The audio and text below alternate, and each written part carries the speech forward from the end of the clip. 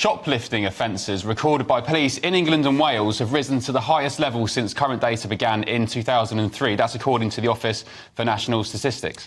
This comes as Labour pledges to fund 13,000 more police officers should they win the next election, outlining plans to save money on other resources, including police kit and cars to pay for more officers on the streets. Well, joining us now is Mike Neville, former Detective Chief Inspector. Good morning, Mike. Thank you for joining us. First of all, maybe your response to that latest news about record shoplifting doesn't really come as a surprise to anybody. We've almost all seen it happening with our own eyes recently. Why? Well, even last night, somebody tried to snatch my phone outside Charing Cross police station. So it's the thieving and whatever else is going on everywhere. But the shoplifting in particular has become more and more organised, more and more gangs. And the ridiculous thing, of course, is that the vast majority of these offences are recorded on CCTV, high-quality CCTV. And the police do not have the means to do anything about it. And if anybody's listening, I'm working with a professor on building a database that will match all these people, because I had the world record of matching a shoplifter to 43 different crimes. And if you match an offender to 43 crimes, it means they go to jail. And that's what needs to happen. The government have done away with 1-year sentences. They made shoplifting under £200 a sort of summary-only magistrates' court offence. And, of course, the criminals know this, so they're targeting £199.95. And they know that if there's the 1% chance of getting caught, they won't go to jail and they'll carry on shoplifting. And that's why it keeps increasing. Mike, I spent some time in San Francisco late last year, and it's really starting to feel like that over here, where they decriminalised shoplifting under, I think it was $900, and the consequence of that is just a crime-ridden hellhole. Why, if we have so much CCTV of perpetrators in these cases, are cops not turning up and nicking these people? Well, what you're going to have is the police have got, firstly, the officer who turns up, they've got no equipment to download the CCTV. There's millions of different systems. Secondly, unlike fingerprints and DNA, there's no national database of images. So if you go shoplifting in, Bolton, Burnley, Liverpool, they all sound very close, but they're all 3 different forces, so the images aren't shared. And very few police forces have any system of managing these images. So if they'll put a picture of a thief up and say, do you know this person? The following week, that image is lost.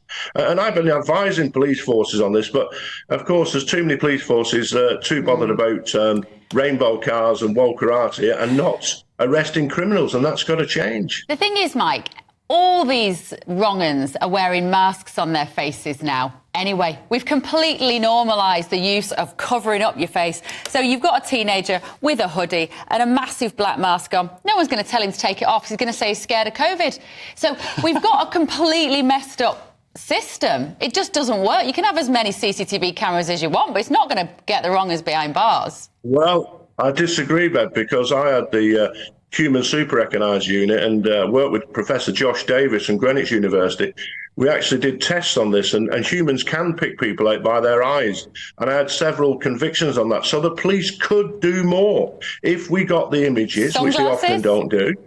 So get the images, get them identified, get them arrested and put them in jail, because that's what criminals understand. I know it's basic stuff and people will call me a dinosaur, but maybe I'm an arrestosaurus, because that's what needs to be done. More arrests need to be made. OK, Mike, Arrestosaurus, what do you think about... I mean, I sound like a broken record, actually, because every time we talk about crime, I always go back to Rudy Giuliani, the former mayor of New York, the broken window theory, where if you tackle the very low-level crime, the yobs, the shoplifting, and, the louts on the streets, then that, in turn, will sort out the more serious crime. You're absolutely right, because if you look at shoplifting, what happens there is that sort of drug addicts, they think, well, I'm entitled to steal this now. And if anybody challenges them, like the shopkeeper or a security guard, it turns into violence.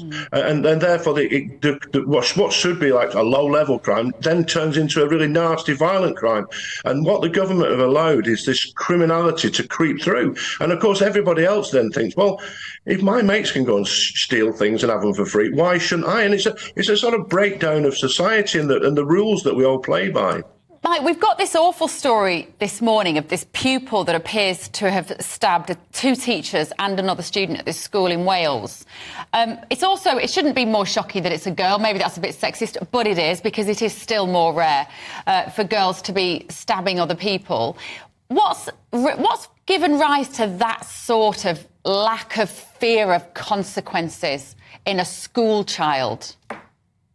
Well, first, I don't think you should say you're sexist, because we know that 95% of crime is committed by men or males, so there's no problem with that. And also, this is in a very rural area, which makes it even more shocking.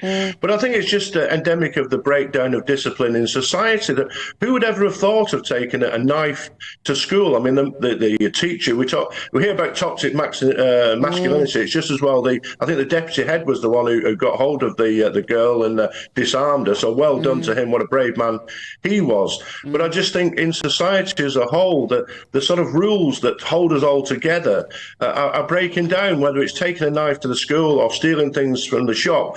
These are things that need to be addressed. Mike, just very briefly, what do you make of Labour's proposals for 13,000 more officers? They say they're going to get the money and fund it by centralising procurement. So why is one force paying £400 for a motorcycle helmet when another's paying £200, as an example? Same with patrol cars. Why is one force paying 27 grand, another paying 34? They have a centralised run procurement process which will save about £360 million a year, and that will fund 13k new officers. Good idea?